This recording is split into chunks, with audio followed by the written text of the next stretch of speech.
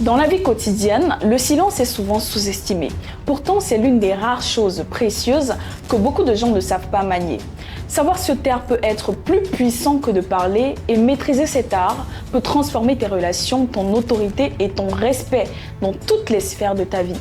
Dans cette vidéo, je vais te dévoiler 5 situations cruciales où tu dois impérativement garder le silence pour te faire respecter. Mais avant de commencer, si vous êtes nouveau ici, je vous invite à vous abonner à ma chaîne car je partage 2 vidéos chaque semaine pour vous aider à devenir la meilleure version de vous-même. Entrons maintenant dans le vif du sujet. La première situation où tu dois garder le silence, c'est face à la provocation.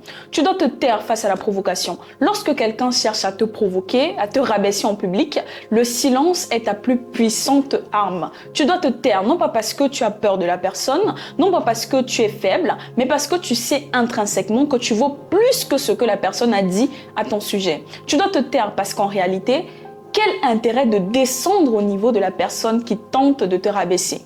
D'ailleurs, il faut savoir qu'au fond d'une personne qui aime rabaisser, qui aime insulter les autres, se trouve une personne qui a un mal-être profond, une personne qui n'a pas confiance en elle, une personne qui a besoin de se faire remarquer, une personne qui a besoin d'exister tout simplement. Je compte donc sur toi pour ne plus lui donner cette occasion-là. Donc, résister à la tentation de répondre aux insultes ou alors aux provocations démontre ta sagesse et ton contrôle de soi. N'oublie jamais que le silence peut être plus intimidant que n'importe quel mot. La deuxième situation où tu dois garder le silence, c'est lorsque tu n'as rien à dire. Vous savez, parfois les gens parlent juste pour parler et c'est une erreur à éviter. Si tu n'es pas sûr d'une information ou que tu n'en sais rien, il est préférable de te taire pour ne pas dire quelque chose de stupide. Si on te demande de parler d'un sujet que tu ne connais pas bien, que tu ne maîtrises pas, il est honnête de dire ouvertement que tu n'as pas assez de connaissances pour donner un avis, plutôt que de dire des choses sans importance. Il faut savoir que ta réputation est en jeu. Tu peux aussi dire que tu as besoin de plus de temps pour réfléchir avant de donner ton avis. Le silence te donne le temps de penser et d'agir de manière plus réfléchie lorsque tu décideras de parler. C'est comme lorsque tu es assis avec des amis qui discutent de voitures de sport. Un sujet que tu ne maîtrises pas du tout.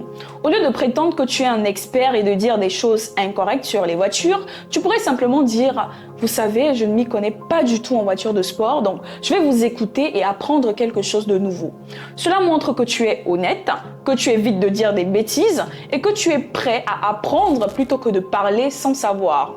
C'est une approche respectueuse qui te permet de conserver une bonne réputation. Alors, avant de poursuivre, l'objectif de cette vidéo est d'atteindre les 2000 likes. Si vous avez apprécié ce que j'ai présenté jusqu'à présent, prenez un instant de votre temps pour cliquer sur le bouton j'aime afin de participer à l'atteinte de cet objectif. La troisième situation où il est important de garder le silence, c'est lorsque quelqu'un vient te confier ses préoccupations.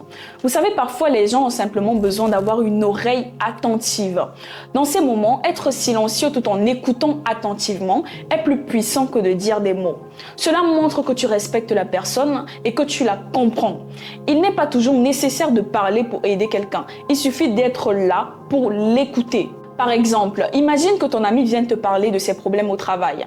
Plutôt que de l'interrompre et de donner directement des conseils, tu pourrais simplement l'écouter sans distraction en faisant preuve de compassion et en montrant que tu es pleinement présent pour lui. Ce silence actif peut souvent être plus réconfortant et utile que de parler, car cela montre que tu te soucies de ce que ton ami ressent, tu te soucies de ce par quoi il passe. La quatrième situation où il est bon de se taire, c'est quand tout le monde semble être en désaccord avec toi. Dans de telles circonstances, garder le silence peut être ta meilleure réponse. Il est préférable d'éviter de te justifier ou de donner des explications trop rapidement.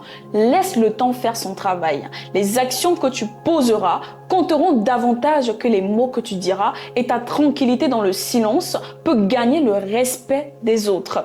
Imaginons une personnalité célèbre, une personnalité publique qui se retrouve au cœur d'une controverse pour une raison quelconque. Pour se défendre, elle décide de s'exprimer abondamment sur les réseaux sociaux. Cependant, au lieu d'être écoutée, la situation devient encore plus compliquée. Les gens scrutent chaque mot à la recherche des failles pour la critiquer davantage. C'est un exemple de situation où il aurait été préférable pour la personnalité en question de garder le silence temporairement et d'attendre que la tempête médiatique se calme avant de venir s'expliquer. Cela aurait pu lui éviter des problèmes supplémentaires. D'ailleurs, je constate que beaucoup de gens ont du mal à s'exprimer en public. Beaucoup de gens rencontrent des difficultés pour s'exprimer en public.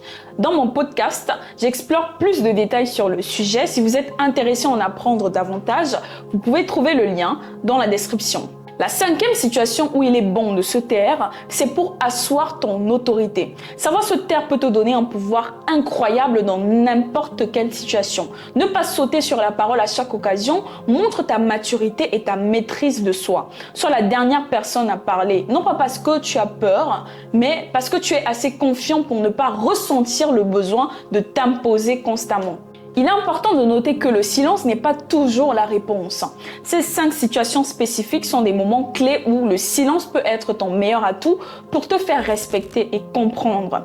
Si tu as d'autres situations où le silence est crucial, partage-les dans les commentaires. Voilà, c'était tout pour cette vidéo. Je suis convaincue que si vous la partagez avec vos proches, cela renforcera vos liens avec eux. N'hésitez pas à vous abonner et à partager la vidéo. Et pour tous ceux qui sont arrivés jusqu'ici, je vous offre la possibilité de me rejoindre sur WhatsApp. Le lien se trouve dans la description. C'était Maïva.